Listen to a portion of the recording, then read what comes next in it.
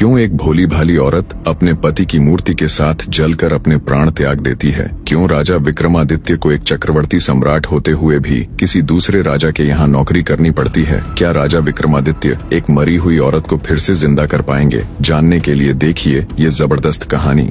एक ब्राह्मण अपनी पत्नी के साथ उज्जैन नगर में रहता था। ब्राह्मण की पत्नी सुशीला बड़ी पतिव्रता स्त्री थी। ब्राह्मण कहने के लिए तो राजा के यहाँ नौकर था, परंतु राजा विक्रम ब्राह्मण से कोई कार्य नहीं करवाते थे। बस हर माह घर बैठे उस ब्राह्मण की तनख्वाह भेज दिया करते थे। ब्राह्मण को राजा की तनख्वाह खाते खाते जब काफी अरसा हो गया तो एक दिन वह अपनी पत्नी से बोला, भाग्यवान, राजा का धन खाते खाते काफी लंबा समय हो गया, किंतु राजा ने बदले में मुझसे कोई काम नहीं लिया। इस भार से मैं कैसे कर्ज मुक्त हो सकूंगा? अंततः पत्नी से विचार कर वह राजा के पास पहुंचा और बोला, राजन, आपकी रकम खाते खाते मुझे काफी समय हो गया, लेकिन आपने मुझसे कोई काम नहीं लिया। इस प्रकार मैं कैसे कर्ज मुक्त हो सकूंगा? मेरी इच्छा है कि आप मुझसे कोई काम लें ताकि मैं आपके ऋण से मुक्त हो जाऊं। ब्राह्मण की बात सुनकर राजा बोला, हे ब्राह्मण, मेरी प्रतिज्ञा है कि मैं किसी ब्राह्मण से काम नहीं लेता, पर फिर भी आपकी यही इच्छा है तो मेरे कहने से गंगा स्नान कराओ और एक कलश गंगा जल मेरे लिए भी लेते आना। यही है आपका कार्य। राजा के वचन सुनकर ब्राह्मण अत्यंत प्रसन्न होकर अपने घर आया और सारा हाल अपनी पत्नी से कह सुनाया। वह बोली,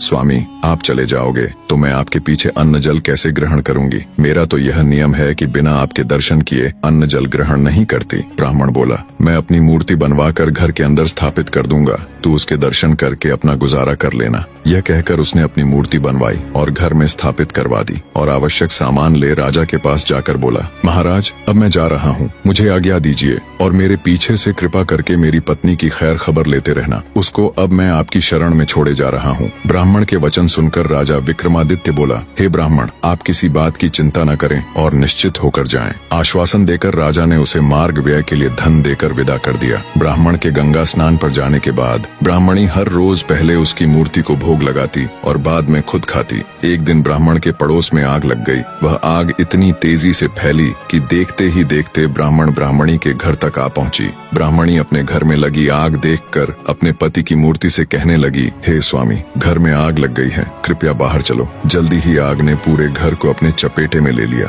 परंतु ब्राह्मणी टस से मस न हुई और वो उस ब्राह्मण की मूर्ति के आगे वही शब्द दोहराती रही, स्वामी, घर में आग लग गई है, बाहर चलो। आखिर ब्राह्मणी आग में ब्राह्मण की मूर्ति के साथ चिपट जलकर मर गई। जब राजा विक्रम को ये बात पता चली तो वो माथा पकड़कर बैठ गया और खुद से कहा, ये तो बड़ा अनर्थ हो गया। अब जब ब्राह्मण आकर पूछेगा तो मैं उसे क्या उत्तर दूंगा? ब्राह्मण अपनी पत्नी को राजा के हवाले छोड़कर उसके कहने से गंगा स्नान करने गया था, पर ब्राह्मणी तो उसकी मूर्ति के साथ जल चुकी थी। राजा विक्रम के दिन बड़े भारी हृदय के साथ चिंता में निकल रहे थे। इसी बीच एक रोज ब्राह्मण भी वापस आ गया और घर में लगी आग और अपनी स्त्री के जल मरने का समाचार सुनकर वह आग बबूला हो उठा। बोला, ऐसे कैसे हो सकता है? मैं तो राजा को अपनी ब्राह्मणी का ध्यान रखने के लिए बोलकर गया था, उन्होंने उसका ध्यान क्यों नहीं रखा? वह आनन फानन में भागा भागा तुरंत राजा के पास गया और क्रोधित होकर पूछने लगा, ऐ राजा, मेरी स्त्री कहाँ है? कहाँ है मेरी ब्राह्मणी? राजा विक्रम ने भरे हुए हृदय के साथ ब्राह्मण को सारा हाल कह सुनाया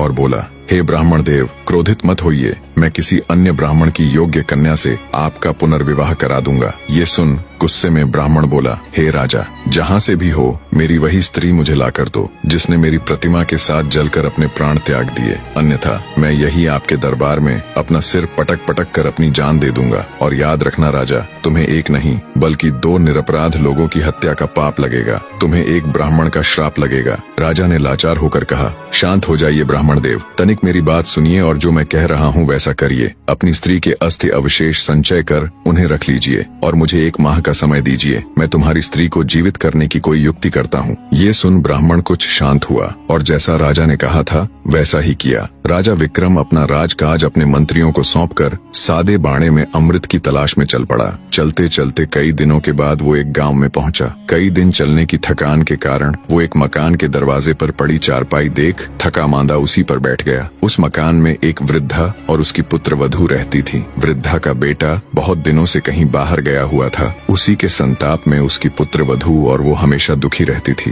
थोड़ी देर बाद जब वृद्धा की पुत्र वधू बाहर आई और उसने राजा को वहाँ बैठा देखा तो मन में सोचने लगी, हो न हो यही मेरा पति है। इसकी सूरत और उम्र दोनों मेरे बहुत दिनों से बाहर गए पति पति से मेल खाती हैं। यह बात मन में विचार करके वह भीतर गई और अपनी सास से कहने लगी, माँ जी, मुझको ऐसा प्रतीत हो रहा है कि आपका बेटा लौट आया है और बाहर द्वार पर बैठा है। बहू की बात सुनकर बुढ़िया खुश हो दौड़कर दरवाजे पर आई। जब उसने राजा विक्रम को देखा तो उसे भी वो बिल्कुल उसके बेटे की तरह जान पड़ा। वृद्धा बोली, बेटा तू बाहर क्यों बैठा है? चल अंदर चल। कहाँ था तू इतने दिनों से? देख, तेरी याद में तड़प तड़प कर मेरी यह दुर्दशा हो गई और तूने एक बार भी मेरी सुध नहीं ली। वृद्धा की बात सुनकर राजा विक्रम हड़बड़ाया और सोचने लगा, हे ईश्वर, ये क्या नई बला मेरे सिर आन पड़ी। वह वृद्धा से बोला, माँ, मैं तेरा बेटा नहीं हूँ, पर तू अपने बेटे का हाल बता। मैं तुझे तेरे पुत्र से मिलाने की कोशिश जरूर करूंगा। बूढ़ी औरत रोते हुए राजा को अपनी बात बताने लगी। मेरा बेटा जब 12 वर्ष का था तब उसका विवाह हो गया था। विवाह के कुछ ही दिन बाद वो कहीं चला गया। आज 20 वर्ष होने को आए मगर उसकी कोई खैर खबर नहीं। वो अब तक लौट कर नहीं आया। उसकी पत्नी बेचारी चिंता में सूख कर कांटा हो गई है। राजा बोला,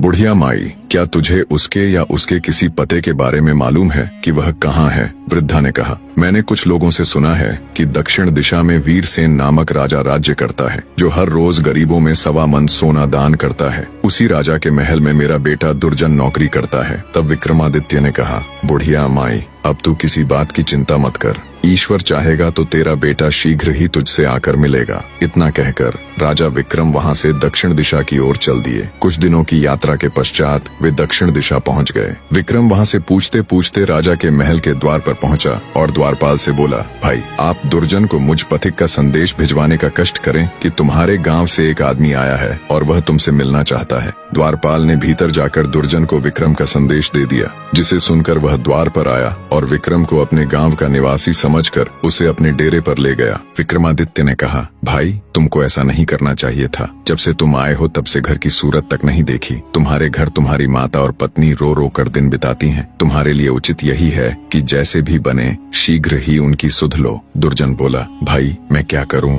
विवश हूं। न तो महाराज मुझे छुट्टी देते हैं, न इस्तीफा लेते हैं। फिर भला मैं किस प्रकार जा सकता हूं? विक्रम बोला, इसकी तुम चिंता न करो, तुम्हारे बदले में मैं नौकरी कर लूंगा। अब दुर्जन ने राजा से कहा, महाराज, मेरा भाई गांव से आया है। वह मेरे बदले आपके यहाँ नौकरी करेगा। आप कृपा कर मुझे कुछ दिनों के लिए छुट्टी दे दें, क्योंकि मेरी माँ व पत्नी मेरे लिए बहुत व्याकुल हैं। राजा वीरसेन बोला, अच्छा, अपने भाई को नौकरी पर छोड़कर तुम 1 महीने के लिए अपने घर हो आओ। यह सुनकर दुर्जन ने विक्रम को नौकरी पर छोड़ा और स्वयं राजा से विदा लेकर अपने घर को चल दिया और विक्रम उसके बदले नौकरी करने लगा। खुद एक राजा होते हुए भी बड़े हृदय वाले राजा विक्रमादित्य दूसरों के दुख दूर करने के लिए राजा वीरसेन के यहाँ नौकरी करने लगे। राजा वीरसेन का नियम था कि हर रोज वो आधी रात को शहर से बाहर एक देवी के मंदिर में जाता। देवी उसे पकड़कर तेल के खौलते कड़ाह में डाल देती। जब राजा उसमें भुन जाता तब वह उसे निकाल कर खा जाती। तत्पश्चात उसकी हड्डियों को इकट्ठा करती, फिर उन पर अमृत छिड़क देती। इस प्रकार राजा पुनः जीवित हो जाता। बाद में देवी अक्षय झांझर हिलाकर 1.25 मन सोना राजा को देती, जिसे लेकर राजा वीरसेन चुपचाप महल लौट आता और प्रातःकाल वही सोना ब्राह्मणों को दान कर देता। एक दिन राजा विक्रम ने अपने मन में विचार किया कि राजा के पास इतना सोना कहाँ से आता है और हर रोज आधी रात को वो कहाँ जाता है। इसका भेद अवश्य जानना चाहिए। दूसरे दिन आधी रात के समय जब वीरसेन ने देवी के मंदिर के लिए प्रस्थान किया तो राजा विक्रम भी उसके पीछे पीछे चल पड़ा। मंदिर में एक तरफ छिपकर उसने खोलते तेल के कड़ाह में जब राजा को भूनते देखा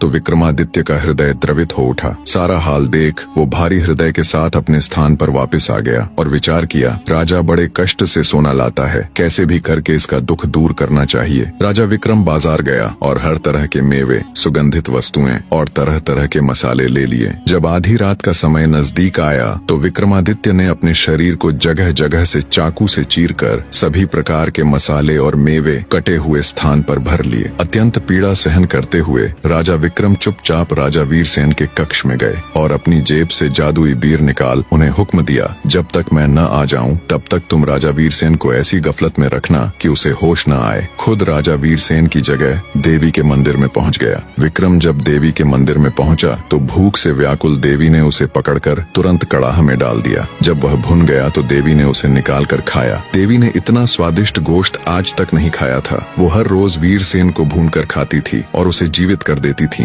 राजा वीरसेन में ऐसा कुछ बचा नहीं था, पर आज जब उसने तंदुरुस्त और एकदम हट्टे कट्टे विक्रमादित्य के ताजा और तरह तरह के मसाले और मेवे से भरा मांस खाया तो उसका रोम रोम खिल उठा। लजीज गोश्त खा वो अत्यधिक प्रसन्न हो उठी। पूरी तरह तृप्त हो उसने रोज की तरह हड्डियां एकत्र कर घड़े से अमृत निकालकर उन पर छिड़क दिया। अगले ही पल राजा विक्रम जीवित हो उठा। तब देवी बोली, मैंने आज तक इतना स्वादिष्ट मांस नहीं खाया। आज मैं तुझ पर बहुत प्रसन्न हूँ। जो भी तुझे चाहिए दिल खोलकर मांग ले। विक्रम बोला, हे माँ, मुझे आपसे 3 वर चाहिए। देवी प्रसन्न हो बोली, दिए तुम्हें 3 वचन, मांगो क्या चाहिए। तब विक्रम ने कहा, पहले वचन में मुझको आपका अमृत का पात्र चाहिए, दूसरे वचन में मुझे आपकी अक्षय झांझर भी चाहिए। ये 2 वरदान मांगकर विक्रम ने सोचा कि इसका अमृत यदि मैंने ले लिया और देवी ने राजा को नित्य की भांति भून कर खाया तो फिर उसे जिंदा कैसे करेगी। इसलिए तीसरे वचन में उसने सोचा कि न देवी यहाँ रहेगी न राजा की जान जाने का डर रहेगा। अतः तीसरे वर में उसने देवी का वहाँ से चले जाना मांगा। इस प्रकार तीनों वचन देकर देवी वहाँ से चली गई।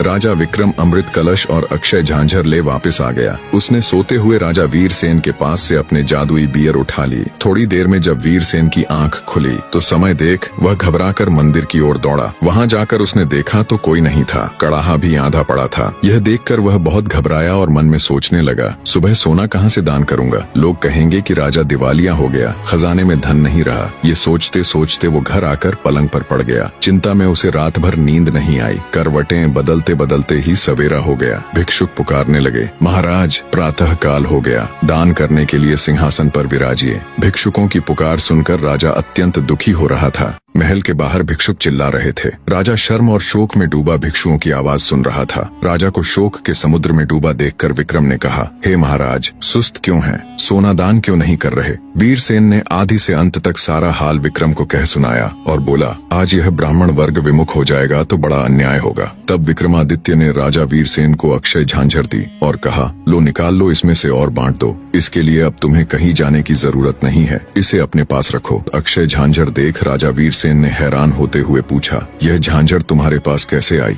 विक्रमादित्य ने राजा को सारा हाल कह सुनाया। सब सुनकर राजा वीरसेन विक्रमादित्य के पैरों में गिर पड़ा और बोला, आप धन्य हैं बंधु, आप कौन हैं? तब राजा विक्रम ने बताया, मैं उज्जैन नगर का राजा विक्रमादित्य हूँ। अमृत की तलाश में था कि मार्ग में मुझे दुर्जन की माता मिली। पुत्र की जुदाई में उसका बुरा हाल था। मैं उससे मिलकर यहाँ दुर्जन को उसकी माता की दुर्दशा से अवगत कराने चला आया। तब वीरसेन बोला, आप धन्य हैं राजन, जैसा आपके बारे में मैंने सुना था वैसा ही आपको पाया। वो झांझर वीरसेन को दे उनसे विदाई ले राजा विक्रम अपने राज्य की तरफ चल पड़ा। महीना पूरा होने को आया था। वायदे के मुताबिक तय समय में राजा विक्रमादित्य उज्जैन नगरी में पहुंच गए। उन्होंने ब्राह्मण को बुलाकर उसकी पत्नी की अस्थियां मंगवा ली। राजा ने ज्यों ही उनके ऊपर अमृत छिड़का त्यों ही ब्राह्मणी उठ खड़ी हुई। ब्राह्मण ने खुशी से छलकते आंसुओं के साथ राजा विक्रमादित्य के पैरों में गिरकर उनका धन्यवाद किया और अपने बुरे व्यवहार के लिए उनसे क्षमा मांगी। राजा विक्रमादित्य केवल एक महान योद्धा या शासक नहीं थे, बल्कि उन्होंने दूसरों के दुखों को दूर करने के लिए